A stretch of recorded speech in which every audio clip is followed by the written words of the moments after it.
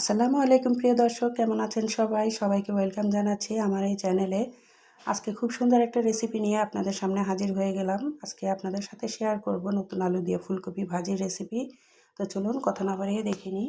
প্রথমে আমি একটা কড়াইয়ের মধ্যে পরিমাণ মতো তেল গরম করে নিয়েছি। এখন তার মধ্যে দিয়ে দিলাম পেঁয়াজ কুচি আর কাঁচামরিচ কুচি।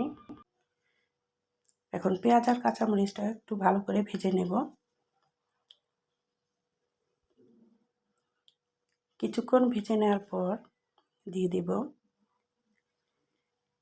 স্বাদ মতো লবণ আর হাফ চা চামচ পরিমাণ হলুদের গুঁড়ো দিয়ে দিব।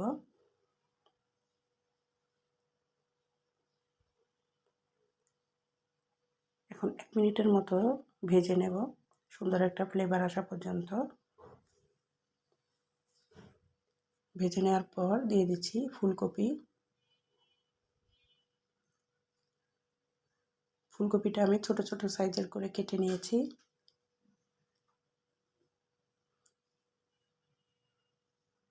এখন ফুলকপিটা ভালো করে উল্টে পাল্টে দেব। প্রিয় দর্শক, আমার রেসিপিগুলো আপনাদের কেমন লাগে আমাকে কমেন্ট বক্সে জানাতে পারেন। আর যদি আমার ভিডিওগুলো ভালো লাগে লাইক দেওয়ার অনুরোধ রইল। এখন দিয়ে দিচ্ছি নতুন আলুটা।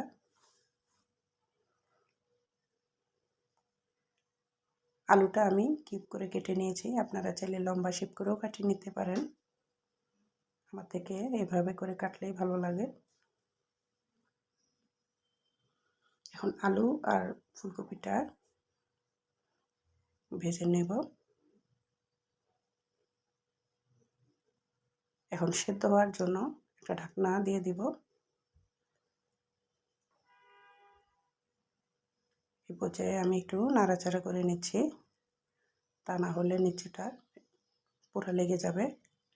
ফুলকপি থেকে কিন্তু একটু পানি বের হয়, তাই আর পানি দেওয়ার কোনো প্রয়োজন নেই। এই পানিটা শুকিয়ে আসলেই আমাদের ফুলকপি আর আলু ভাজিটা হয়ে যাবে। এখন নাড়াচাড়া করার পর আবার ঢাকনা দিয়ে দিচ্ছি।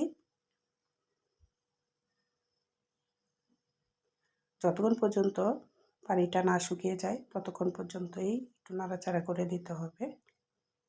ফুলকপি ভাজিটা কিন্তু পরোটা, রুটি সব কিছুর সাথে ভালো লাগে, ভাতের সাথেও ভালো লাগে। বাচ্চাদের খুব পছন্দের একটি খাবার। যখন ফুলকপির পানিটা শুকিয়ে যাবে, তেলটা ভেসে উঠবে, তখনই দিয়ে দিব একটা ডিম। ডিমটা আমি ফেটে নিয়েছি। এখন ডিমটা দেওয়ার পর আর ঢাকনা দেওয়ার প্রয়োজন নাই।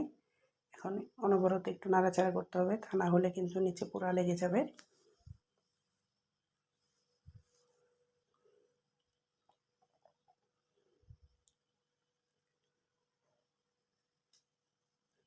আমার ভিডিওগুলো যদি আপনাদের ভালো লাগে আপনাদের ফ্যামিলিদের সাথে শেয়ার করবেন, অন্যদেরকে দেখার সুযোগ করে দিবেন, আর আমাকে একটু সাপোর্ট করবেন সবাই।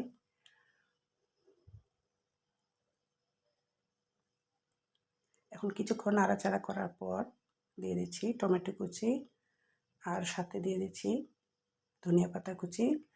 টমেটোটা দেশি টমেটো।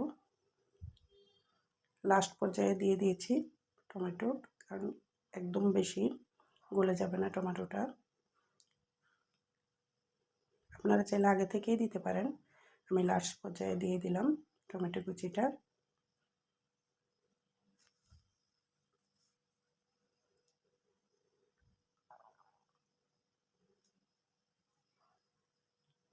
দেখতে পাচ্ছেন কত সুন্দর কালার হয়েছে।